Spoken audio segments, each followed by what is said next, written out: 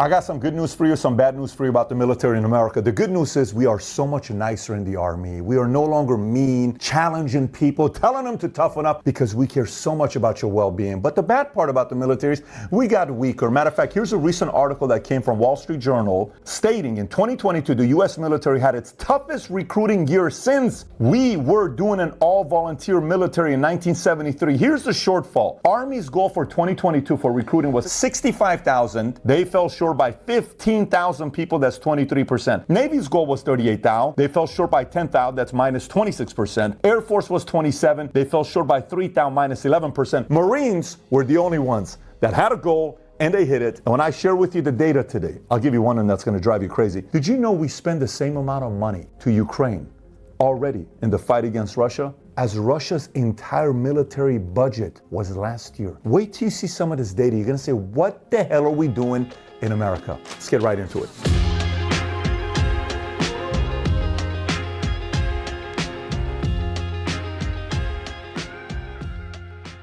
I normally would say if you get value out of this video, give it a thumbs up and subscribe to the channel. I should probably say if this thing pisses you off, give it a thumbs up and subscribe to the channel. But let's get right into it. Look, there's a lot of things going on right now saying, well, because recruiting is down, it's because military's gone woke. And then Kirby, Milley, and Blinken say, no, that's not the reason. There's no real correlation between the two. So we said, listen, why don't we look at some of the numbers, see what we kind of noticing that's going on within our military?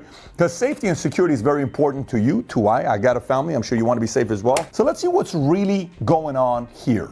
All right, so let's first take a look at how big our military is today versus in the past before. If you look at this chart here, this goes from 50s till today. Of course, we don't want to look at World War II because I think we had a high of 16 million total. Obviously, some of it you were drafted, you didn't have a choice, but I'm looking at the era that is volunteer era and slightly prior to that. If you look at this chart, in the 50s during Korean War, we had a little over 3 million soldiers in the military. That's between 1950 to 53, a little over 3 million. Then if you notice the 70s, we went back above 3 million again. That's 3.5 million. That's the war that was going on with Vietnam, 1955 to 75. And then it dropped off, and then we go into the 80s, 90s, you're dealing with the Persian Gulf. We had roughly 2 million people in the military. And then today, we're the lowest we've ever been. We're at roughly 1.35 million people in the Air Force, Marine Corps, Navy, and Army combined. This is all active duty. So you may say, Pat, I don't know if is that a big number compared to what? Let's look at the competitors. China's got 2 million. India's got 1.45 million. We have 1.3 million. North Korea's 1.2 million. Russia's got 850,000. Then it's Pakistan at 640. Iran's got 575. South Korea's got 555. Vietnam's got 470. And Egypt has 415. By the way, for some of you that want some fun fact type of thing,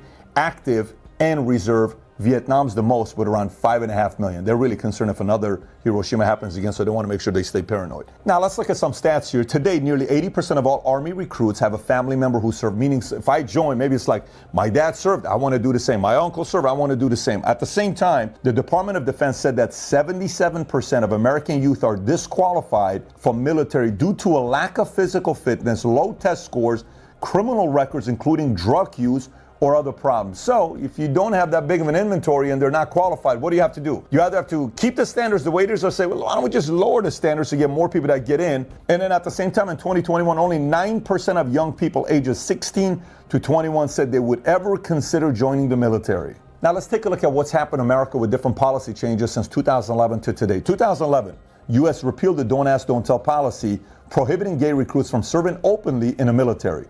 2013, U.S. lifts ban on women serving in combat roles. There's a big thing that happens in 2013 when they said women can go into combat. Wait till you see this data here. According to the Center for a New American Security, CNAS, the number of women serving in combat occupations increased over 60% between 2013 to 2018. But what else increased? Let me show you. Sexual assault reports made to Department of Defense skyrocketed right after 2013. When you look at this here, notice how from 2007 to 2012, it's flat. 2013, combat takes place. Look at the reports all the way at the top in total reports. From 3,604 reports to next year, 5,518, and it's climbed all over 8,000 today. So you may say, wait a minute, so what are you saying?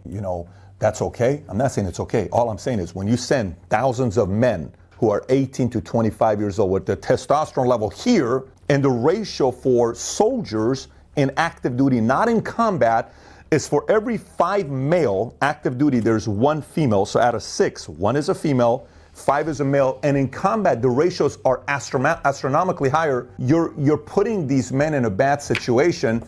Well, that's an excuse you're making for them. I'm not telling them. Don't put people in a bad situation to do something bad. These numbers tell us it's not a good thing that is happening. Again, bad policies have consequences. This is showing this was a bad policy. November 2017, this was the first time the Defense Health Agency approved payments for sex reassignment surgery for active duty U.S. military service members. Matter of fact, Pentagon spent $15 million between 2017 to 2021 treating 1,892 transgender troops, including $11.5 million for psychotherapy and $3.1 million for surgeries, according to the Defense Department data provided to military.com. I want you to think about in Russia, in China, in Iran, they're getting a report. Did you know America spent $15 million for surgery? Pentagon, 1,890. What do you think the enemy's thinking?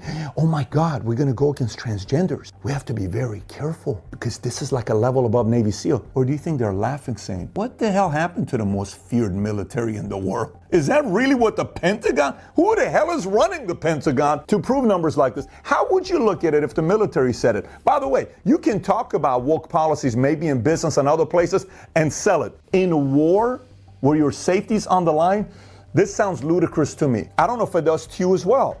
So if you're my age, in your 40s, you're going to look at this one and say, what are these guys talking about here? But today, remember, we're nicer today.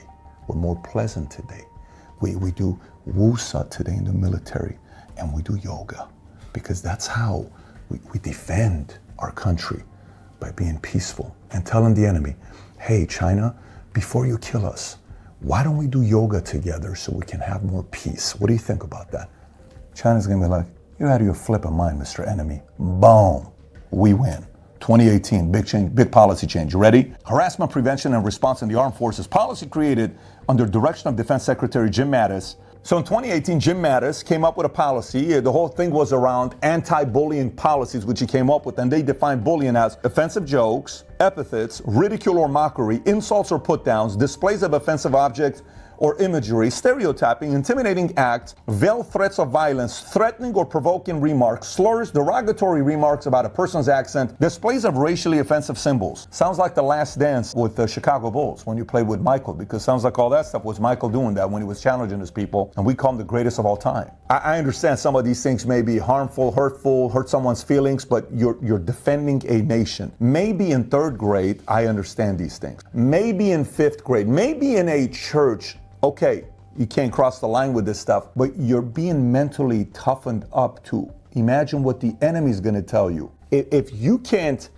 take something from a peer, how are you going to, do you see the logic behind that? Now, the next one I understand, discrimination based on race, color, religion, sex, national origin, sexual orientation. But even with that, do you want more women in war, in combat? Then these are questions we have to be asking, because it's not working. And then unwanted sexual advances, requests for sexual favors, offensive comments or gestures of a sexual nature. And then a couple other things they have here, obviously hazing and retaliation. I get the whole retaliation code red, you can't handle the truth, totally get it. Now all that stuff is fine, but let's see what this did. What was the impact of this in different services that we have? So now, what is the punishment if you do something like that? Let me read you exactly what the punishment was for doing this. Number 1, a court-martial conviction for hazing can result in a maximum sentence of 1 year of confinement, a dishonorable discharge, and forfeiture of all pay and allowances. That's probably going to scare the crap of half the military leaders, saying, whoa, I don't even want to deal with the second one.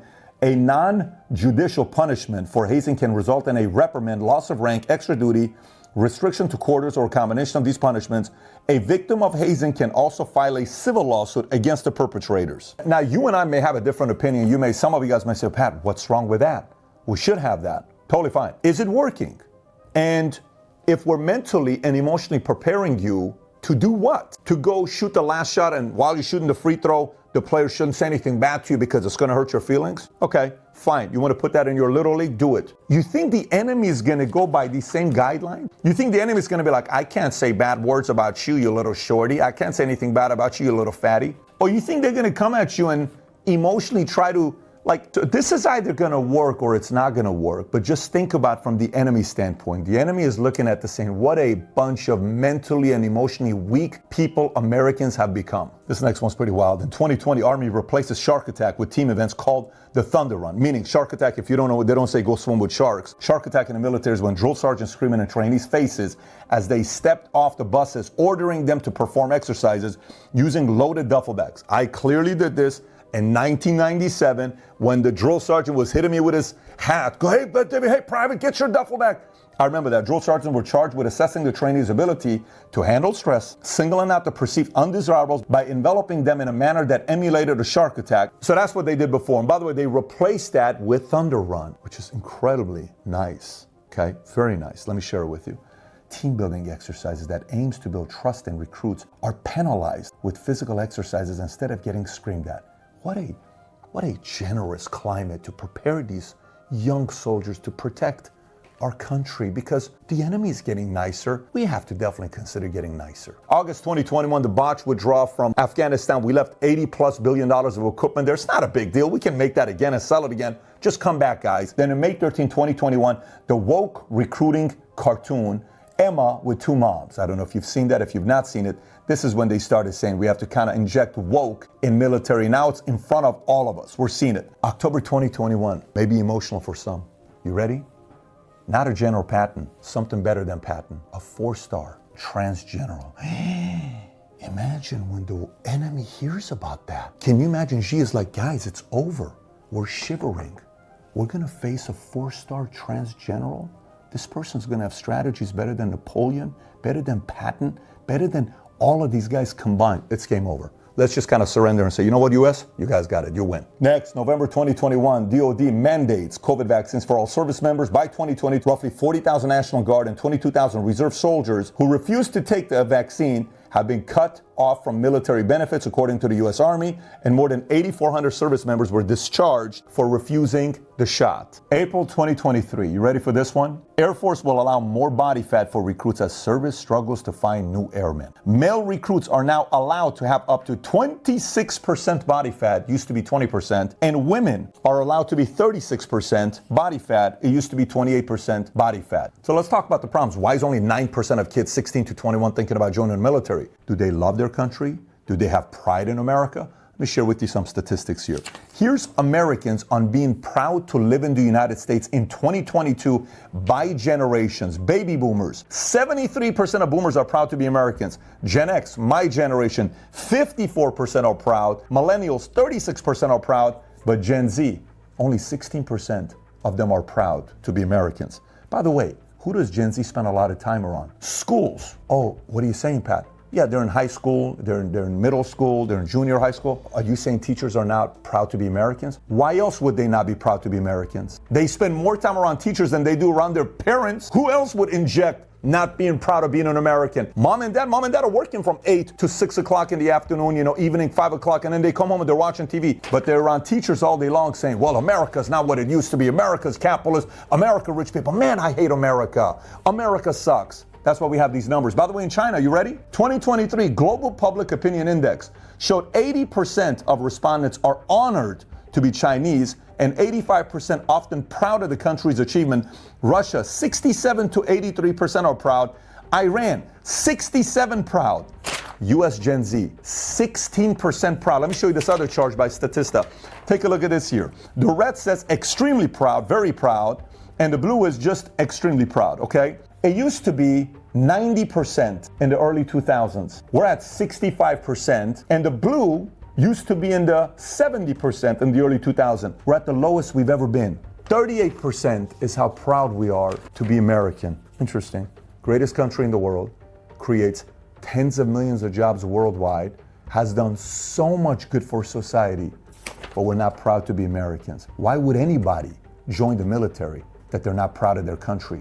And who are they spending time with? School teachers, who are also not proud. Not all of them, but this ratio only tells us someone's got influence over them. I'm saying teachers have major influence over this issue here. So this whole thing about woke, why would the military go woke, right? You would say, I understand why Anheuser-Busch would go woke. I understand why Disney, why Netflix, stock market, billion-dollar companies, S&P 500, BlackRock and these guys can get a hold of them, right? I totally get that. But military, come on, Pat, what are you talking about? Well, here's some data you need to know about of what's happened. Since 2001 till today, Pentagon has spent $15 trillion. Let me say that one more time. $15 trillion, of which 54%, that's 8 trillion, went to private sector companies. Private sector companies report and are held accountable to who? ESG numbers, aren't they? Oh, shoot, you're kidding me. No. Let me go a little deeper for you if you're liking this stuff. According to DOD today, 71% of the U.S. military budget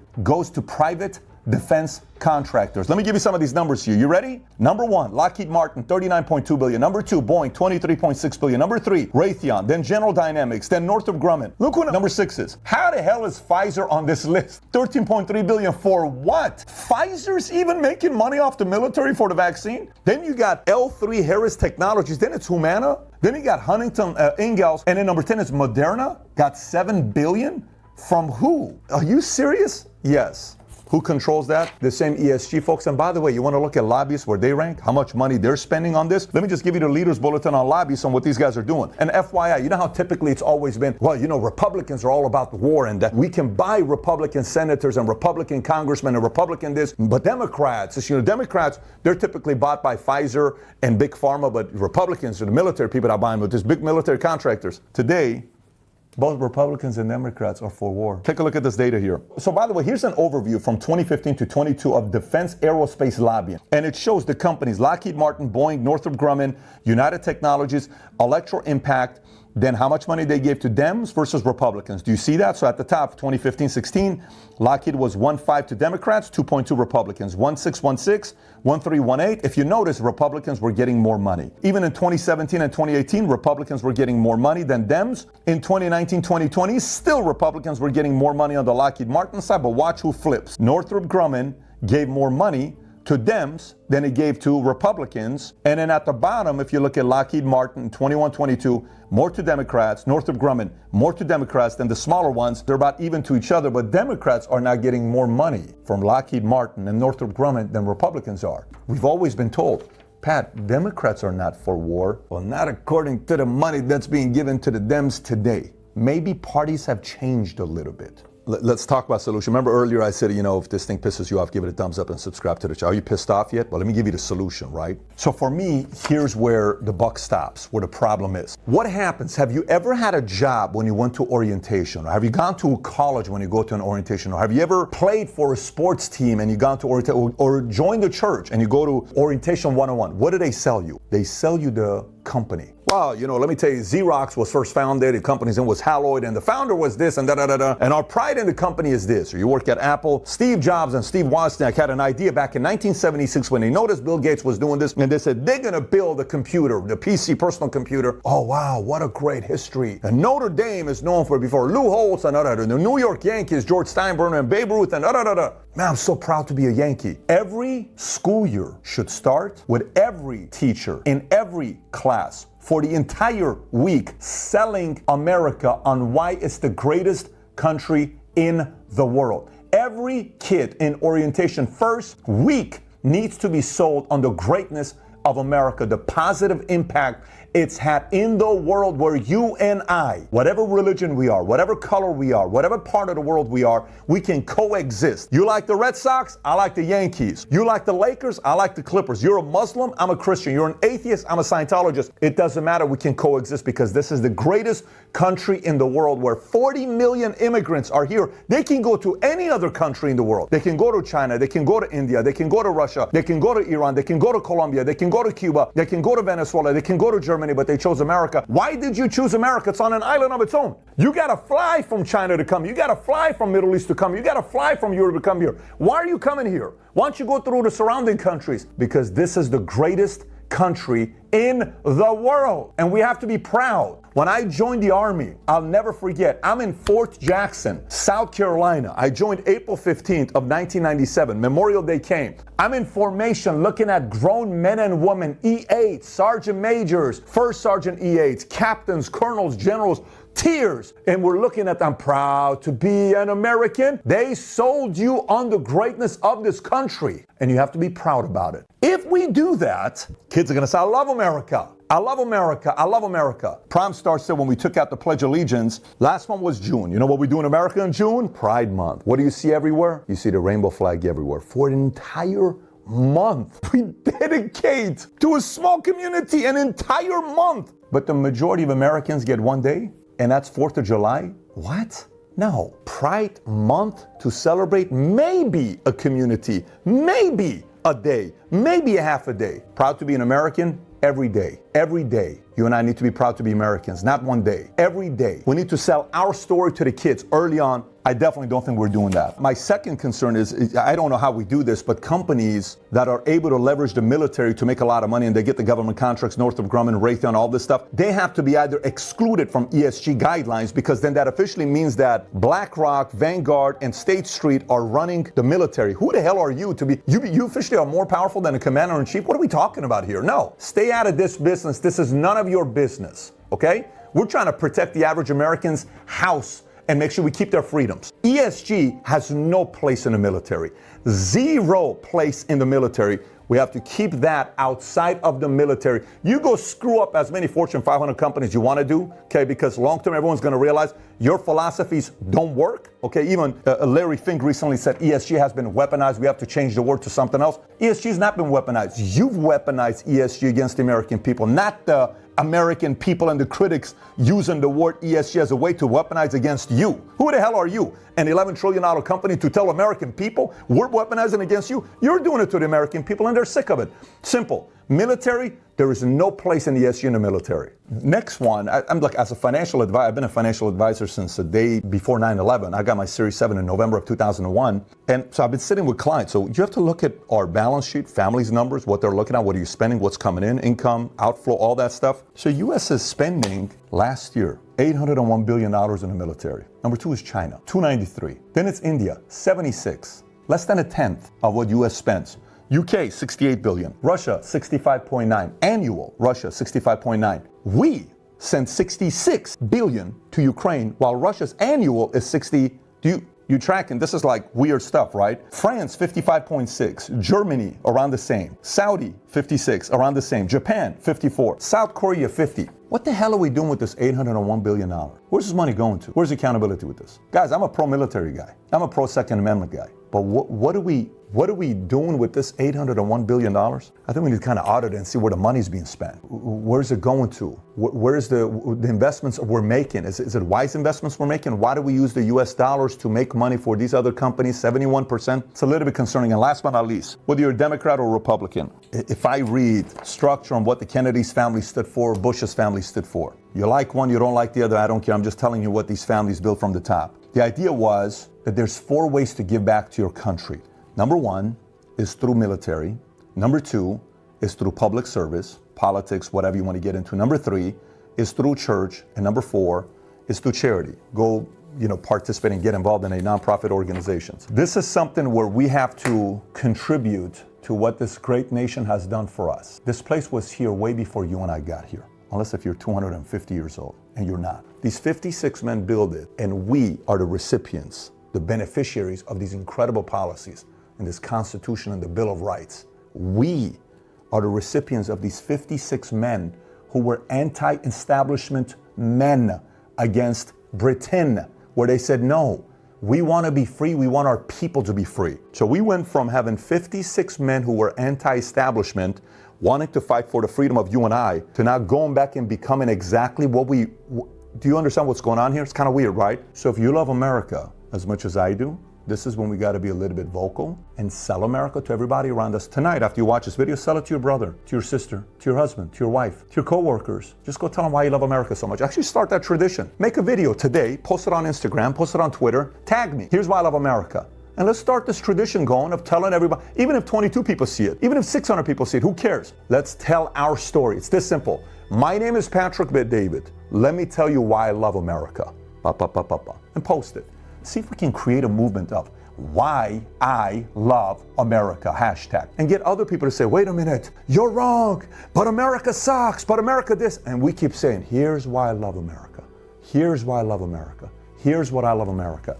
And that here's why I love America starts with your family, in your house, with your kids, with your parents, with your siblings, and with your friends. I know earlier I said if you're pissed off, give it a thumbs up and subscribe to the channel. But if you're inspired right now, give it a thumbs up, subscribe to the channel. I got another video I want you to watch. The rise of weak men in America. If you've never seen it, click here to watch it. Take care, everybody. Bye-bye, bye-bye.